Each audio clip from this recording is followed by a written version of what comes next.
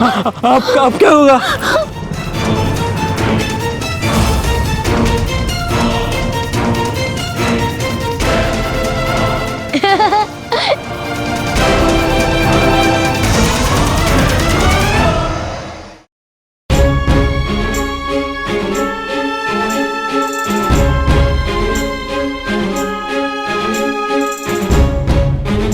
क्या बात है, एक स्थान पर तीन तीन।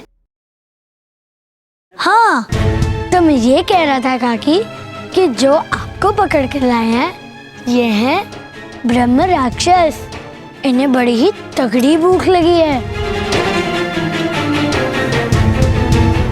और ये आपके पति देव के साथ साथ ही आपके पुत्र को भी खाना चाहते हैं। फिर आप जीवित रहकर क्या करेंगी? आपको भी ब्रह्म राक्षस खा जाएगा। नहीं नहीं, हमें क्षमा कर दो। हमने तुम्हारा क्या बिगाड़ा है ब्रह्म राक्षस? हमें छोड़ दो। वैसे क्षमा करने योग्य आप सबने कोई कार्य किया ही नहीं है काकी। हाँ, फिर भी यदि आप इतना कह रही हैं तो एक कार्य कीजिए, आप अपने बेटे को इन्हें दे दीजिए। और वैसे भी आपने इनका मोल लगाया है ना, बेचने वाले थे ना आज आप अपने पुत्र को। वो तो सही दाम नहीं मिला इसीलिए व्यापार नहीं किया। कैसा सौदा कान्हा? ब्याह का सौदा काका, आपका बेटा तो बिकाऊ है ना। तो आप एक कार्य कीजिए, आप अपने पुत्र को इन्हें दे दीजिए, बदले में ब्रह्म राक्षस आपको खूब सारा धन देगा।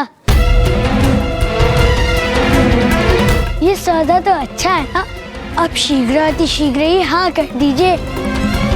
किसी और को ब्रह्म राक्षस खाए, इससे अच्छा तो यही होगा कि ये आपके पुत्र को खा जाए। नहीं कान्हा, भूख के मारे मेरी दुर्दशा हो रही है और तुम इन सब से सौदा कर रहे हो।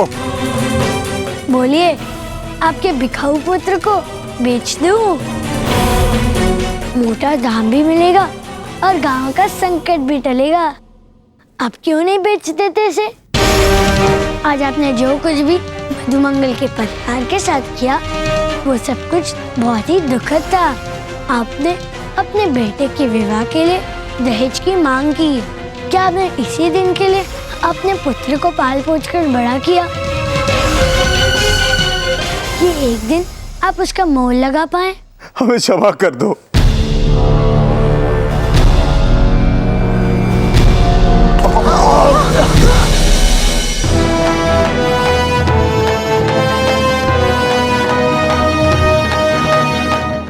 संतान से बड़ा कोई धन नहीं हो सकता।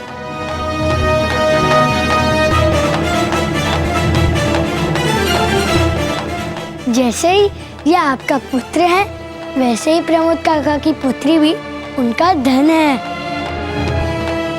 उनका मान सम्मान और उनकी प्रतिष्ठा। किंतु आप सबके कारण न जाने वो आज कहाँ चली गई हैं।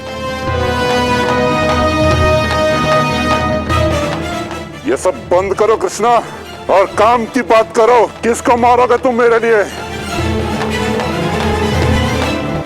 इस सब में त्रुटि तो मेरी भी है कान्हा। मेरे कारण सुशीला को इतना अपमान और दुख पहुंचा होगा ये तो मैंने सोचा भी नहीं था। वो और उसके घर वाले हमें कभी क्षमा नहीं करेंगे, किंतु तुम तो मुझे क्षमा कर सकते हो ना कान्हा? ठीक है, यदि तुम अपनी त्रुटि पर लज्जित हो तो मैं तुम्हारी सहायता करने के लिए तैयार हूँ। किंतु पता नहीं कि ये ब्रह्म राक्षस मानेगा भी या नहीं। कान्हा, हम तुम्हारी बातों से सहमत हैं। हम अपनी भूल सुधारेंगे।